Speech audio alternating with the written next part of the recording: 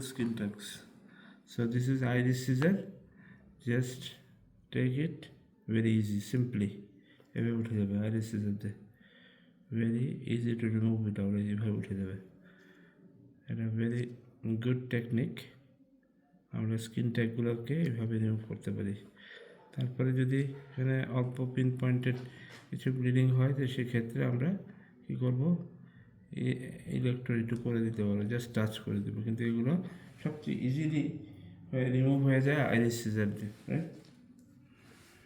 দেখুন, যে বড়ো হলে হয়তো আমি টুথ ফরসেপটা দিয়ে ধরতে পারি,